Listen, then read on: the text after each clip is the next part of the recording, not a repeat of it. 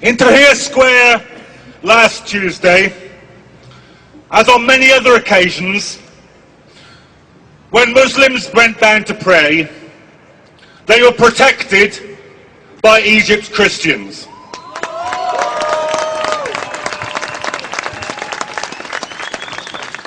Tomorrow, I've just received this message from my friends in Tahrir Square right now.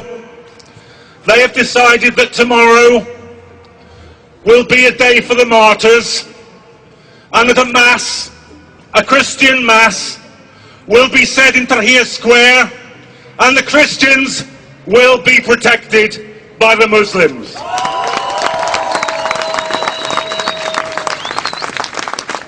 So my message to David Cameron today is this: don't lecture us about British values. I'm interested in Egyptian values. I'm interested in the values of the Egyptian revolution. It's no mistake, you know, that speech is made by Cameron today. Perhaps no mistake, it's made in all places in Munich today. Because the BBC rants this morning about the threat of the Muslim Brotherhood taking over in Egypt, and at the same time the Prime Minister of Britain is ranting in Munich about the threat from the enemy within. Now let's be absolutely clear.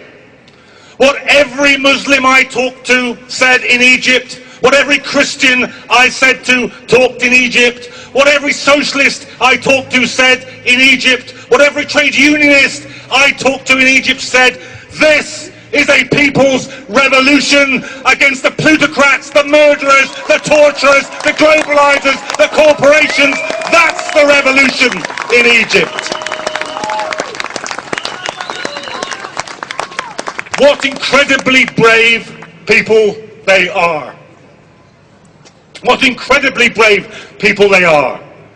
Organised so brilliantly. When I went into Tahrir Square, as Tarek said, there was cooperation between the army, at least some of the rank and file soldiers. The rank and file soldier, the squad, he asked to see my identity. I showed him my passport. He then passed me over to a woman in a full burqa who searched my bag, apologised and said it's for our own safety. Now I recommend this policy to the British Airports Authority. I would feel safer if instead of searching women in burqas, they allowed women in burqas to do the searching. That would be a value worth having in Britain today. And we all know what the link is between this and war. Because just imagine this for a moment. Just conduct now in your own mind this small thought experiment. What if there had been no war in Iraq? What if there had been no million dead, no occupation? What would now, after Tunis, after Cairo, after Egypt, what would the headline that we would be reading say? I think it would say this: Saddam Hussein's regime shaken to its foundations by mass demonstrations in Baghdad. That's what it would be reading. And that is the way that we would be dealing with all the Arab dictators. It is people power. It is the power of revolution. It is the power of self-organisation, which is the only way that it is worth getting rid of dictators. Now, the Egyptian revolution, as we speak, is on a knife edge. We've seen it this week, the beauty of the revolution occupying Tahrir Square, the ugliness, the depravity, the brutality of those mobs of plainclothes policemen, of hired thugs trying to drive the revolutionaries off the square. And then that fantastically brave response as they pushed them all the way down Tahrir Square and out the exit by the Egyptian Museum. And then yesterday, the masses returning and holding the square. Today, as we meet here, they're arguing with the army officers. A senior army general has just spoken from the platform in Tahrir Square and said, I'm worried, you're being manipulated. But the people there are chanting, We won't go until he goes. We won't go until he goes.